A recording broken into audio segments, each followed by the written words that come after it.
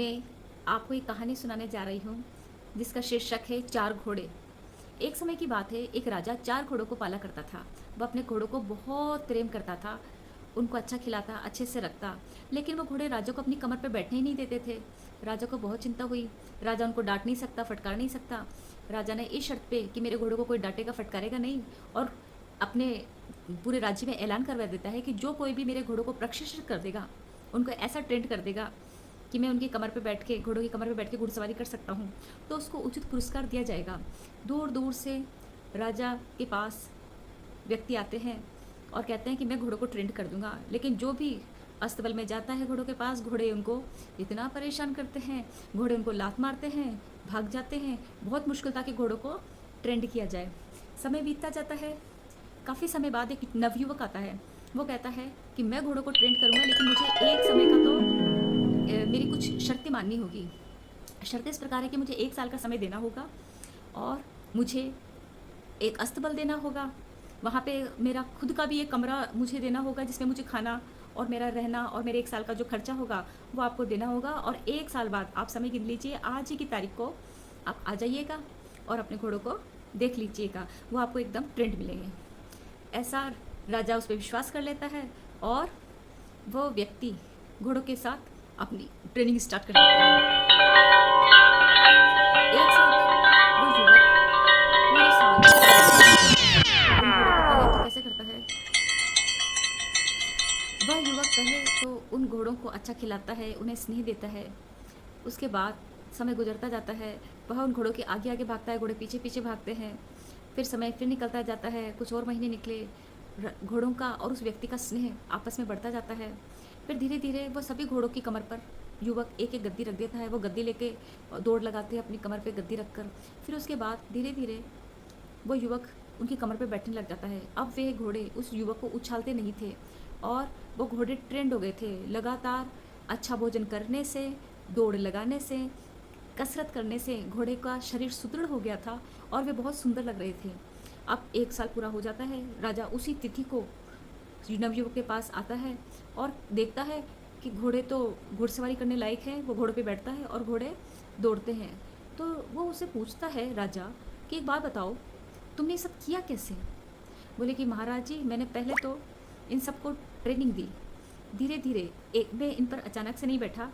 पहले मैंने घोड़ों के आगे आगे भागा, फिर इन पर गद्दी रखी, इनसे मित्रवत व्यवहार किया, इनको स्नेह दिया, और फिर समय गुजरता गया। फिर मैं इन पर सवारी करने लग गया, और अब ये ट्रेंड है, आप अपने घोड़े संभाल सकते हैं। तो महाराज जी उससे बहुत खुश होते हैं और उसको अपने राज्य में नौकरी दे देते हैं। तो जैसे उस व्यक्ति ने घोड़ों को ट्रेंड किया, वैसे हमारे जीवन में भी 4 घोड़े हैं। उन घोड़ों के नाम हैं, वो घोड़े इस प्रकार हैं: घमंड, क्रोध, लालच और चिंता। सबसे पहला जो घोड़ा है हमारे जीवन में वो है घमंड। हमें जीवन में कभी भी घमंड नहीं करना चाहिए। कोई भी ऐसा काम, अरे ये काम तो मैं ही कर सकता हूँ, मेरे अलावा ये काम कोई दूसरा कर ही नहीं सकता है, ये सोचना घमंड है। अगर आप किसी काम को करने में निपुण हैं और आपको ये विश्वास है कि आप उस काम को कर सकते हैं, तो आप उसको इस तरीके से बोलें कि हाँ, ये काम मैं भी कर सकता हूँ और मैं इसको अच्छे से अच्छा कर सकता हूँ। पर ये बोलना कि ये काम तो मैं ही कर सकता और मेरे अलावा कोई और नहीं कर सकता, ये घमंड की निशानी है। इसलिए हमें घमंड नहीं करना चाहिए, हमें करना चाहिए गर्व। और मनुष्य का दूसरा घोड़ा है क्रोध। हमें क्रोध नहीं करना चाहिए। हमें जब भी क्रोध आए तो मन में शांति और धीरज रखना चाहिए। क्रोध नाश की निशानी है, शरीर का नाश होता है, मन का नाश होता है, इसलिए क्रोध पर कंट्रोल करना चाहिए। ये हमारा दूसरा घोड़ा है। अब अगला घोड़ा है लालच। हर मनुष्य के मन में लालच होता है, ज्ञानी बनने का लालच, अमीर बनने का लालच। इसलिए लालच नहीं करना चाहिए। उसकी बजाय क्या करना चाहिए? हमें अपने विचारों को नियमित करना चाहिए। हमें कोशिश करनी चाहिए, रातों रात अमीर बनने की कोशिश नहीं करनी चाहिए। यदि कोई झांसा दिखाता है कि मैं आपके 100 रुपये को 200 में बदल दूंगा, 2000 में बदल दूंगा, तो ऐसा कोई नियम इस दुनिया में नहीं है। अगर ऐसा होता है तो पहले वो व्यक्ति वो खुद अपना करे। वो आपको इस तरीके से अगर लालच दे रहा है तो इसका मतलब कहीं ना कहीं वो आपको बेवकूफ़ बना रहा है। एक ऐसी कमजोरी जो हर व्यक्ति के अंदर होती है, ये पॉइंट जो लालच का है, ये उस व्यक्ति को दूसरा व्यक्ति ना बुला ले। इसलिए अपने लालच को कंट्रोल रखें, अपने आप को नियंत्रित करें। अब अगला है चिंता।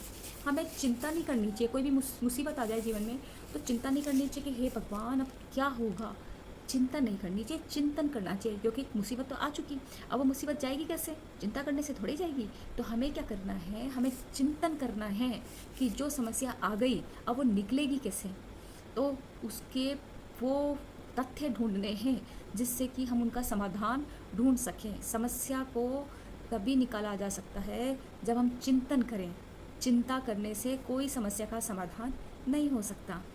इसलिए ज़रूरी है कि हम अपने जीवन में इन 4 गुणों को, घमंड को, क्रोध को, लालच को, चिंता को कंट्रोल करें। ये हर मनुष्य के अंदर ये 4 घोड़े मौजूद हैं। हम इन घोड़ों पर नियंत्रित करके जीवन की एक लंबी दौड़ को सफलतापूर्वक पूरा कर सकते हैं।